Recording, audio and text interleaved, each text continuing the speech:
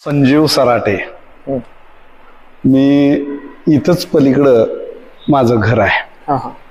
हे जे ठिकाण आहे हे संत सखू म्हणून एक फार मोठ्या संत होऊन गेल्या. त्यांचं हे मूळचं राहण्याचं ठिकाण किंवा हा घर वाडा या ठिकाणी होता. लाटकर घराण्याचा वाडा जुन्या काळात जुन्या काळात या ठिकाणी होता.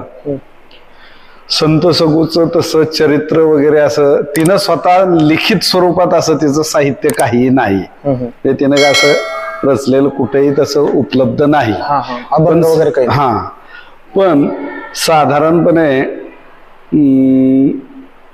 अगदी स्वातंत्र्यपूर्व काळापासून तिच्यावर चित्रपट निघालेले आहेत. प्रल्हाद केशव आत्रे हे या ठिकाणी येऊन माझ्या माहितीप्रमाणे एक 15 दिवस इथं राहिले होते. त्याने तिची सगळी माहिती संकलित करून तिच्यावर पहिलं नाटक लिहिलं. त्यानंतर चित्रपट काढला आणि त्यानंतर ती बऱ्यापैकी महाराष्ट्रामध्ये आपल्या प्रसिद्ध झाली.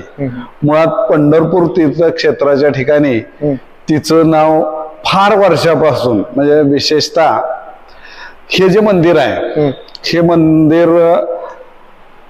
तिची इच्छा होती म्हणून छत्रपती शाहू महाराजांनी म्हणजे संभाजी महाराजांचा मुलगा त्यांनी हे मंदिर बांधलेलं आहे. आणि या मंदिरावर काही त्या काळात त्यांनी देखभालीसाठी जमिनी वगैरे दिल्या आणि मंदिराची स्थापना केली. साधारणपणे 16व्या शतकामध्ये हे मंदिर बांधलं गेलेलं आहे. आणि हे पूर्णपणे त्यांच्या ताब्यातच होतं. म्हणजे त्यांचे जे वंशज होते नंतरचे सखूबाईंचे त्यांच्या ताब्यामध्ये होतं. थोडस त्या घरातल्याच लोकांना नंतरच्या काळात तिच्याविषयी किंवा ह्या मंदिराविषयी त्यांनी जागृती केली नाही. वास्तविक पाहता अतिशय जागृत असं हे ठिकाण आहे आणि वारकरी संप्रदायातलं फार मोठं तीर्थक्षेत्र आहे. आज सुद्धा म्हणजे स्थानिक लोक फार कमी येतात. पण अगदी देहू, आळंदी, पंढरपूर किंवा जळगाव इकडं शिर्डी वगैरे ह्या भागातनं अनेक भक्त या ठिकाणी आलेले मी पाहिलेले आहेत किंवा माझे त्यांचे मुलाखत झालेली आहे.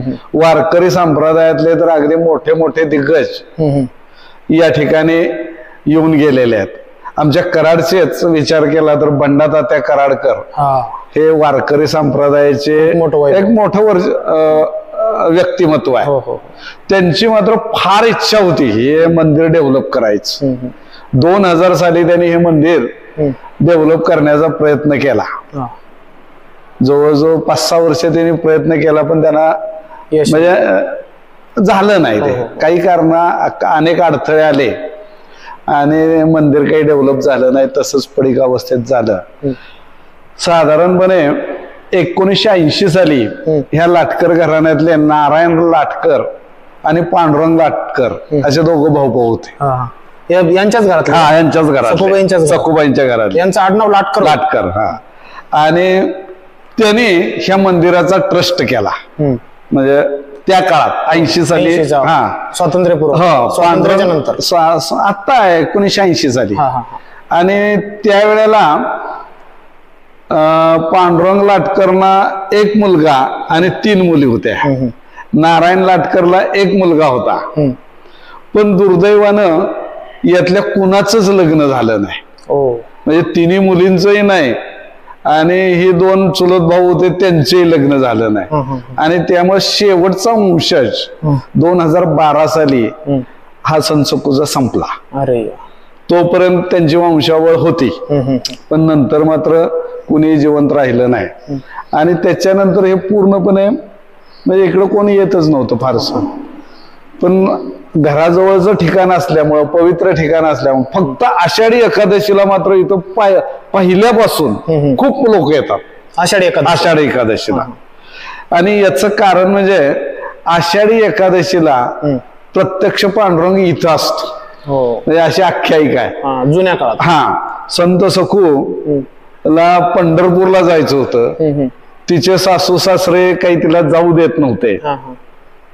आणि ही स्वतः फार मोठी कृष्ण भक्त म्हणजे विठ्ठल भक्त असल्यामुळं विठ्ठलाला ती शरण गेली आणि तिनं तिचा विठ्ठलाचा धावा केला आणि दिंडीतनं तिनं जायचा पंढरपूरला निर्णय घेतला. घरातले सोडत नाही तर न सांगता जायचं.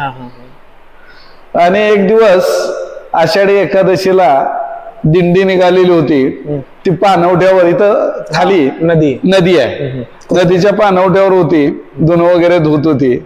त्यावेळेला या दिंडी निघालेल्या तिनं पाहिली आणि तिने सगळं साहित्य तिथंच ठेवलं आणि ते दिंडीत निघून गेली.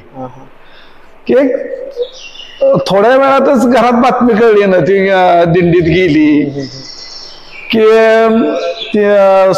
सखूबाईच्या सासून तिला मुलाला सांगितलं की त्याला असेल तसं तिथं ओढत आण. त्याप्रमाणे तिला मुलगा आज्ञाधारक त्याने दिंडीचा पाठलाग करत दिंडी बसवेपर्यंत गेला आणि तिथनं अगदी मारत तिला इथं आणली. ती काही त्यावेळेला दिंडीला जाऊ शकली नाही आणि तिला इथं बांधून घातलं की चुकून परत जाऊ नये म्हणून. पण परमेश्वराला हे मान्य नव्हतं किंवा विठ्ठलालाच हे मान्य नव्हतं. विठ्ठल स्वतः या ठिकाणी आले. तिचं रूप घेऊन ते या ठिकाणी आले आणि त्यांनी तिला इथं सोडवलं आणि तिला सांगितलं तुला विठ्ठलाचं दर्शन घ्यायचं आहे ना तू जा. आणि तिला ती म्हणली सासू अशी आहे तसं आहे किंवा त्रास होईल. ते म्हणले माझा मी बघतो काय करायचं ते तू जा. तुला कसलाही त्रास होणार नाही. मी इथं बघतो इथली व्यवस्था.